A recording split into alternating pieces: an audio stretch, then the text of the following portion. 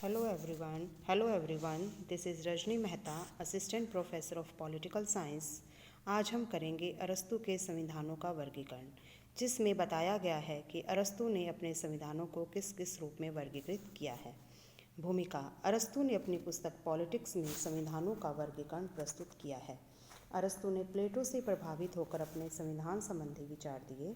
अरस्तू ने 158 संविधानों का अध्ययन किया, फिर अपने संविधानों का वर्गीकरण प्रस्तुत किया। कहने का अभिप्राय है, अरस्तू ने अपने विचारों का वर्णन किया है पॉलिटिक्स में, और उसने प्लेटो से प्रभावित होकर अपने विचार दिए, खुद के विचार नहीं हैं। और सबसे बड़ी बात, मैंने पहले भी बताया कि अरस्तू एक वैज्ञानिक की तरह सोचते थे, इसलिए उन्होंने पहले संविधानों का कंपैरेटिव अध्ययन किया, उसके बाद अपने विचार दिए। संविधान का अर्थ: अरस्तू ने संविधान को वैसे नहीं माना जैसे कि हम आम कहते हैं कि नियमों का संग्रह ही संविधान है, कि देश को चलाना है वो नियम है। ऐसा नहीं, उन्होंने संविधान की व्याख्या बड़े व्यापक रूप में की है। प्रथम, अरस्तू कहते हैं राज्य के विभिन्न मनुष्यों के व्यवहार और विशेष नियमों का नाम ही संविधान है। यानी कि मनुष्य आपस में जो व्यवहार करता है उन नियमों का नाम संविधान है। इस प्रकार संविधान एक जीवन पद्धति है, जीवन निर्वाह का एक विशेष नियम है।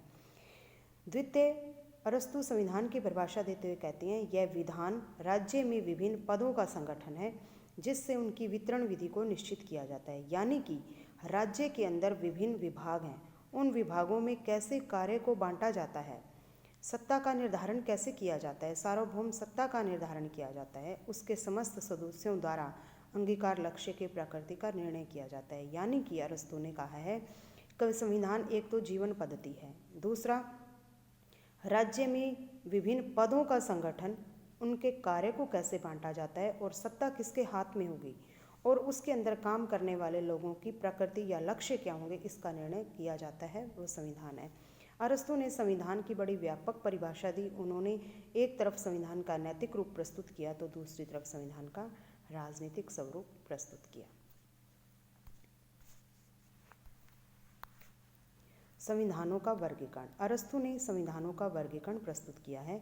संविधानों को कैसे उन्होंने अलग अलग रूपों में बांटा है। वर्गीकरण करने के लिए उन्होंने प्रथम आधार और द्वितीय आधार बताए हैं। प्रथम आधार उन्होंने संख्या को लिया है और द्वितीय आधार उन्होंने नैतिक आधार लिया है। संख्या मीन्स कितने लोग शासन करते हैं। आधार मतलब उनका आधार स्वाभाविक है या विकृत है। स्वाभाविक मीन्स जन कल्याणकारी कार्य करते हैं, और विकृत मतलब अपने उद्देश्यों या स्वार्थों के लिए काम करते हैं। तो संख्या के आधार पर अरस्तु कहते हैं, एक व्यक्ति का शासन अगर स्वाभाविक है, जनता के कल्याण का है, तो वो एक तंत्र या राजतंत्र है। अगर वही व्यक्ति विकृत रूप धारण करता है, अगर उसका उद्देश्य स्वार्थों से वशीभूत है, तो वो निरंकुश तंत्र में परिवर्तित हो जाता है।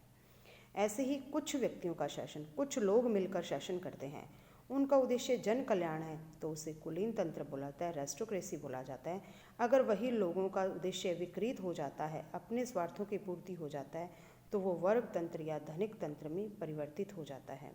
अनेक व्यक्ति यानी बहुत सारे लोग मिलकर जब शासन करते हैं और उनका उद्देश्य जन कल्याण है, तो वो प्रजातंत्र या प्रजातंत्र में परिवर्तित हो जाता है। और उनका उद्देश्य अगर विकृत है, तो वो भीड़ तंत्र में परिवर्तित हो जाता है, भीड़ तंत्र या प्रजातंत्र।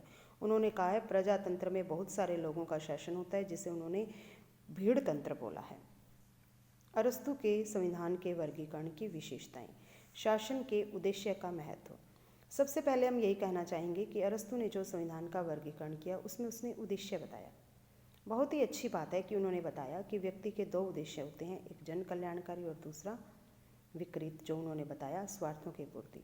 तो शासन के उद्देश्य का महत्व इसमें बताया है। सेकंड, अरस्तु के अनुसार शासन की श्रेष्ठता उसके उद्देश्य से तय होती है। जो शासन प्रणाली जनता के हित में कार्य करती है वही श्रेष्ठ है। अरस्तु कहता है कि उद्देश्य से पता चलता है कि व्यक्ति का शासन कैसा होगा। अगर उद्देश्य जन कल्याणकारी है तो वह शासन प्रणाली श्रेष्ठ है। अगर उद्देश्य अपने स्वार्थों की पूर्ति है तो वह शासन प्रणाली श्रेष्ठ नहीं है। संविधान का आर्थिक आधार: अरस्तु ने दूसरी बात ये कही कि प्रत्येक संविधान जब बनता है तो उसका आधार आर्थिक भी होता है। यानी कि अगर धनिक तंत्र का शासन है तो उसके पीछे संपन्न वर्ग है, अगर निर्धन वर्ग का शासन है तो उसके पीछे गरीब लोग हैं। थर्ड, शासन में परिवर्तन का चक्रीय सिद्धांत। चक्रीय मतलब साइकिल्स।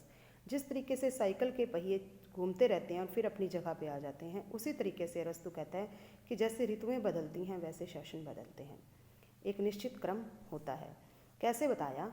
वो कहता है अरस्तु कि सबसे पहले राजतंत्र, राजतंत्र एक व्यक्ति का शासन, अगर वो विकृत हो जाता है तो निरंकुश तंत्र, फिर कुछ व्यक्तियों का शासन कुलीन तंत्र, उसका स्वाभाविक उद्देश्य है तो वो कुलीन तंत्र, अगर उसका उद्देश्य विपरीत हो जाता है, विकृत हो जाता है तो वो धनिक तंत्र में परिवर्तित हो जाता है। वही धनिक तंत्र फिर है सर्वजन तंत्र, यानी कि जब बहुत सारे लोग मिलकर जनता के कल्याण की तरफ काम करते हैं तो उसे सर्वजन तंत्र बोलते हैं, सबका शासन। और उनका उद्देश्य विकृत होता है तो वो लोकतंत्र में परिवर्तित हो जाता है, भीड़ तंत्र में परिवर्तित हो जाता है। तो राजतंत्र, इसका विपरीत तंत्र निरंकुश तंत्र, कुलीन तंत्र विकृत रूप धनिक तंत्र, सर्वजन तंत्र विकृत रूप लोकतंत्र। अरस्तु के वर्गीकरण की आलोचना। जितना हमने वर्गीकरण अरस्तु का देखा उसमें कुछ चीज़ें हमें नहीं सही लगी। मीन्स वर्गीकरण का अनिश्चित आधार। अरस्तु ने जो वर्गीकरण दिया उसका कोई आधार निश्चित नहीं है, संख्या के आधार पर है या व्यक्तियों के आधार पर है या उद्देश्य क्या है स्वाभाविक है, इसका कोई एक निश्चित आधार उन्होंने प्रस्तुत नहीं किया। अरस्तु का वर्गीकरण संविधान का नौकर सरकारों का है। देखिए जितना भी हम पढ़ा है हमने उसमें अरस्तु ने बताया राजतंत्र, कुलीन तंत्र, निरंकुश तंत्र, ये तो सरकारों के रूप हैं, लेकिन अरस्तु इन्हें संविधानों के रूप बताता है, जो कि सही नहीं है। राज्य, संविधान और शासन में अंतर नहीं। हमने देखा कि जिस तरीके से राज्य, संविधान और शासन में अंतर होता है, राज्य आपको पता ही है, नगर राज्य, संविधान एक नियमों का संग्रह होता है, और शासन हमने जो बताया कि कुलीन तंत्र, राजतंत्र, प्रजातंत्र वगैरह। लेकिन अरस्तु ने इन तीनों को एक ही बताया, उन्हीं को संविधान बोलता है, उसे ही शासन बोलता है, उसे ही राज्य बोलता है, जो कि उचित प्रतीत नहीं होता। अरस्तु का चक्र अनैतिहासिक। अरस्तु ने जो साइकिल्स का वर्णन किया है, जो चक्र का वर्णन किया है, वो इतिहास में कहीं पर दिखाई नहीं देता कि पहले राजतंत्र ही आएगा, फिर कुलीन निरंकुश तंत्र आएगा, फिर कुलीन तंत्र आएगा, फिर वर्ग तंत्र आएगा। ऐसा हमने इतिहास में कहीं नहीं देखा कि ऐसे साइकिल की पहियों की तरह शासन घूमता है। नेक्स्ट, मौलिकता का अभाव। पहले भी हमने बताया कि अरस्तु के ये खुद का विचार नहीं है, अरस्तु ने प्लेटो के विचारों का अनुकरण किया है। प्रजातंत्र बुरी सरकार नहीं है। वर्तमान में हम देखते हैं कि प्रजातंत्र बहुत श्रेष्ठ शासन प्रणाली है। प्रजातंत्र लोगों का शासन है जो जनता की भलाई करता है, लेकिन अरस्तु ने उसे विकृत रूप माना है सर्वजन तंत्र का, जो कि उचित नहीं है। अवैज्ञानिक सिद्धांत। कहते हैं अरस्तु ने एक वैज्ञानिक की भांति सोचकर अपने विचार दिए, लेकिन कहीं भी वैज्ञानिकता नजर नहीं आती। अवैज्ञानिक सिद्धांत प्रस्तुत किया है। किसने कहा कि क्रमवार सरकारें आएंगी? हो सकता है राजतंत्र के आने के बाद सीधा ही प्रजातंत्र आ जाए या सर्वजन तंत्र आ जाए, यह उचित प्रतीत नहीं होता। यह सिद्धांत आधुनिक राज्यों पर लागू नहीं होता। जिस तरह का सिद्धांत अरस्तु ने प्रस्तुत किया वो आज वर्तमान राज्यों पर लागू नहीं होता। यह अरस्तु के नगर राज्यों पर चाहे लागू हो, इसे वर्तमान में लागू नहीं किया जा सकता।